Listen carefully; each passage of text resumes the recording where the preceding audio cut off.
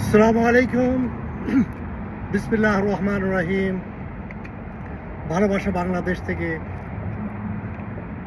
মোহাম্মদ রহমান বলছি। আজকে বাংলাদেশ থেকে খবর পেলাম যে আমাদের কন্যা মা বোন আসিয়া ইন্তেকাল করেছেন। ইন্না লিল্লাহি ওয়া ইন্না ইলাইহি রাজিউন। তাকে আসলে ধর্ষণ করে হত্যা করা হয়েছে। তো আমি আমেরিকা থেকে বলছি, টেক্সাস থেকে। আমরা সত্যি এই সংবাদে আহত। আজকে ঢাকা বিশ্ববিদ্যালয় আসিয়ার গায়েবে জায়নামাজও পড়া হয়েছে এবং সেইখান থেকে গায়েবে জায়নামাজায় তারা দাবি করেছেন 3 মাসের মধ্যে যেন আসিয়ার বিচার সম্পূর্ণ হয়। আমি বলবো দুঃখিত, যারা এই হত্যা কাণ্ড ঘটিয়েছে, ধর্ষণ করেছে, তারা আরো 90 দিন নির্দ্বিধায় পৃথিবীতে বেঁচে থাকবে এবং নিঃশ্বাস প্রশ্বাস নেবে, অক্সিজেন নেবে।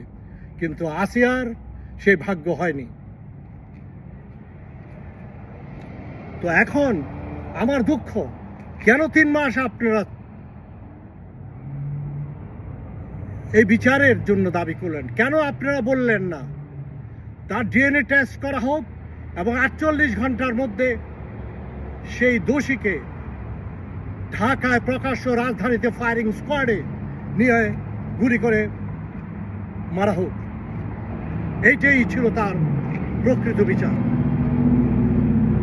আসিয়া মরে গেছে, আসিয়া দুনিয়াতে নাই, সে দুনিয়ার আলো বাতাস নিতে পারছে না, কিন্তু তারা এখনো দুনিয়ায় বেঁচে আছে।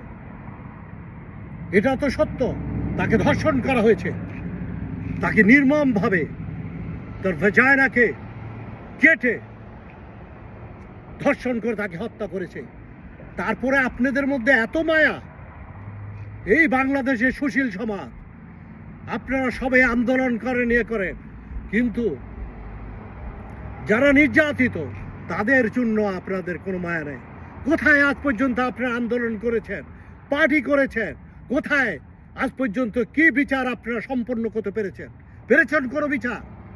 হ্যাঁ, আমরা অস্বীকার করি না, আপনারা বাংলাদেশের মানুষকে স্বাধীনতা এনে দিয়েছেন, কিন্তু আপনারা কোনো বিচার করতে পারেন নাই। আপনারা বিচারের নামে যেসব করছেন এগুলো হচ্ছে প্রহসন। আপনারা খালি সময় এবং তেলকার, যেখানে যা করার দরকার সেখানে তা করেন না। আপনারা সঠিক সময় অপচয় করছেন। 6 মাস হয়ে গেছে। তাই আমি বলবো, বাংলাদেশের সরকারকে অনুরোধ করব, সহসা অতি শীঘ্রই আসিয়া ডিএনএ টেস্ট করুন। 48 ঘন্টা 72 ঘন্টা না হলেও 1 সপ্তাহের মধ্যে ওদেরকে ঢাকায় শাপলা চত্বরে, শাহবাগ,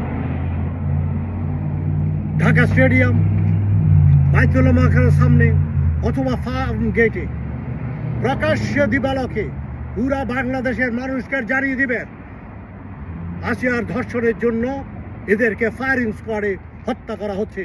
তাইলে হবে সত্যিকারের বিচার এবং বাংলাদেশের মানুষ এরপরে শান্তি পাবে। এই বলে আমি শেষ করছি। আসসালামু আলাইকুম। বাংলাদেশ জিন্দাবাদ। ইনশাল্লাহ এই বাংলাদেশ একদিন ঠিক হবে। আমরা এই বাংলাদেশকে ঠিক করব। যদি অন্য কেউ না পারে, ইনশাল্লাহ আমরা আসব, আমরা বাংলাদেশকে ঠিক করব। এই বলে শেষ করছি। আসসালামু আলাইকুম ওয়া রাহমাতুল্লাহি ওয়া বারাকাতুহু।